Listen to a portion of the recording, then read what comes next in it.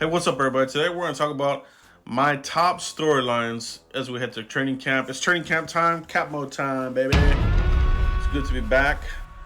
I was in the fight of my life. All right. COVID-19 almost took me the fuck out, but we made it, bro. We made it.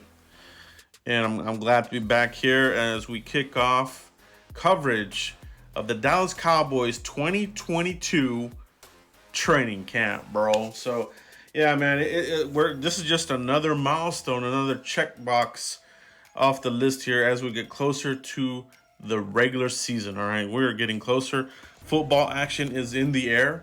Okay, Cowboys and Oxnard. We're about to check out Jerry Jones' pre-training camp speech, and we're gonna break that down as well. But today, I'm gonna give you my top headlines to watch. You know, what do we need to watch for this training camp? You know what I mean?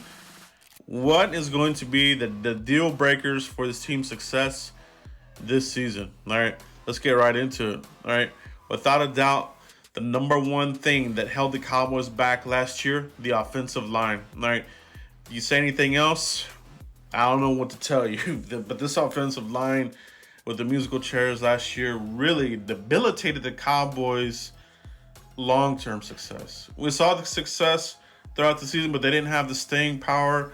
You know, the continuity that Mike McCarthy reiterated at the end of the year. We saw these changes in the offseason by jettisoning Lyle Collins. He's doing the same old thing again. So get that those pieces of the puzzle that are not continuous, that don't give you that continuity, they gotta go. So they got rid of that guy there. All right. And they're not looking back. So Terrence Steele here, like I said, they're working on the deal, like I said. So be on the lookout for that. Terrence Steele, Cowboys, getting close. So, but yeah, man, that's gonna be the tell of the tape for the Cowboys season. The offensive line, the continuity. All right. I think they're gonna give Tyron Smith another year at this thing.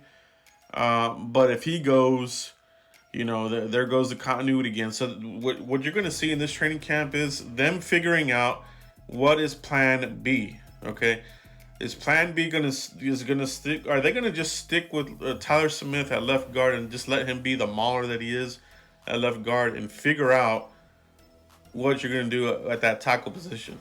If they're going to do that, you're probably looking at, well, let's go getting a lot more snaps there at tackle. Now, if their plan is to bump out Tyler Smith, you know, then you gotta get a look at, you know, your left guard options. All right, we've seen McGovern. You know, can he improve? I think he still has room to improve, but you know what we saw last year wasn't cutting it. You know what I mean? So that's going to be the biggest thing for this training camp. The other thing is health. Got to come out of this training camp healthy. You know what I mean? You can't start camp with a major injury.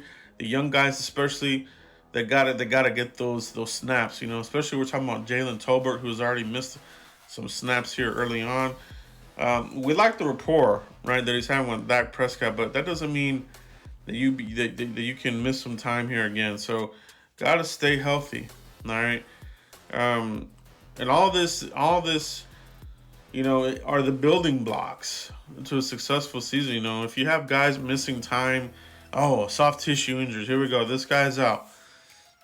James Washington, is he going to practice? What's the deal with him? You know what I mean?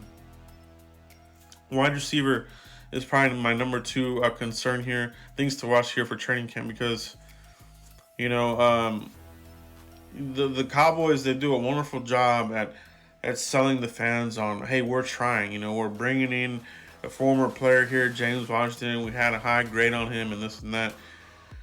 And then, you know, we threw a third-round pick at wide receiver with Jalen Tolbert.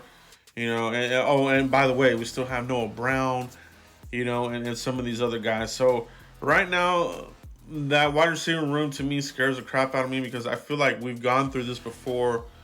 It was the season after we got rid of Dez, and we just had like players with a little bit of name recognition, right? We have CD Lamb, but everything else everything else is name recognition type of stuff.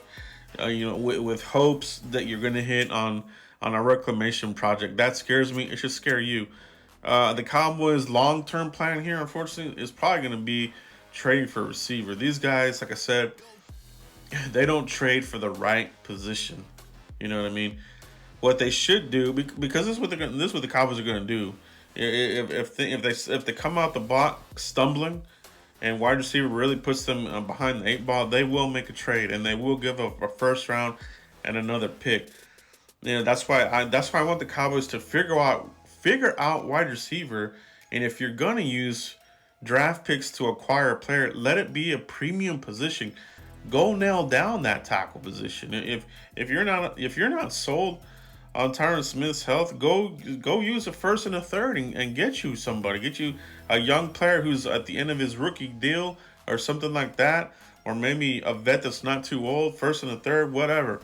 You know what I mean? But the Cowboys, they always like to put themselves in the corner back here, and shoot for desperation.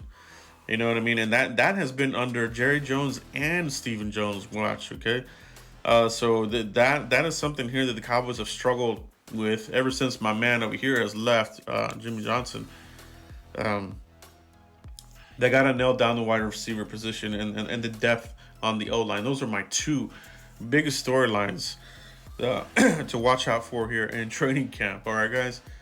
Defensively, I'm not worried about the defense, but I do want to see our the up and comers, because this is where the defense is going to have to rise to the occasion while the offense catches up a little bit, right? Cowboys are rebuilding this offense. I don't know if some of you know that, but Cowboys are rebuilding this offense little by little, and they've already did the piece here with Tyler Smith. Next year, look for probably a wide receiver, probably another playmaker. All right, so Cowboys have a lot of work to do. But on the defensive side, I want to see the young guys step up. Your year 2 players, all right? Your year 3 guys who are going to look to lock up a contract here pretty soon. Trayvon Diggs. But who is going to be that guy opposite of Trayvon Diggs? All right? Will it be Nashawn Wright? Will it be Kelvin Joseph? Has he matured enough? Is he ready to take that role? Will it be one of these other? Would it be an unsung hero? Will it be somebody else that we're not really talking about? That's what I hope to come out of the training camp here. We need some of the young guys to really step up, and feel and cement their position on this team. All right, so who's going to be that guy opposite of Trayvon Diggs? All right, that I want to know. The guys opposite of D-Law, I think we know that. Dorrance, but I want to look at Sam Williams. I want him to get his snaps, and ideally, I want him to be that guy. I want him to be that dog in there, the next up and comer. Because Lawrence, he's on the back end of his career. He's on the back end. He restructured to stay here in Dallas. He's on borrowed time right now. Okay, so Cowboys need to already have a succession plan in place, and it starts with Sam Williams. Right? You can use Micah Parsons in pass rushing situations and let him get after the quarterback, but you need another one. The Cowboys' success in the playoffs, when they were successful, you had multiple fronts. You had multiple guys that could bring multiple sacks, double-digit sacks, whether it was Haley and Tolbert or a combination of that. Cowboys, it's always been one guy, and the number 2 guy has not been nothing. Whether it was DeMarcus Ware and who was the other guy, Spencer.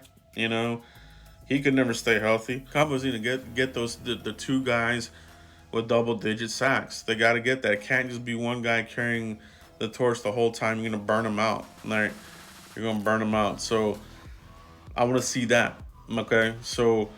Those are really my key pinpoint areas that I'll be watching in this training camp. The other storylines will be fun. You got your pet cats, this sorts of things. Who will be at the defensive lineman? Will we get a surprise defensive tackle that steps up?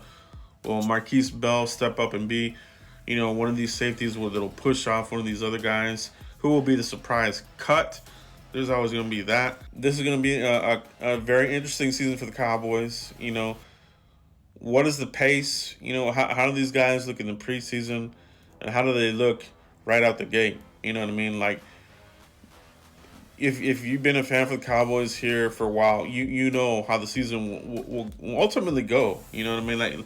Like you've seen it before. If they come out strong, probably looking at a good season. If they stumble out the gate, you know what kind of season that looks like. Stumbling out the gate looks like 500 team, maybe wild card, and maybe missing the playoffs.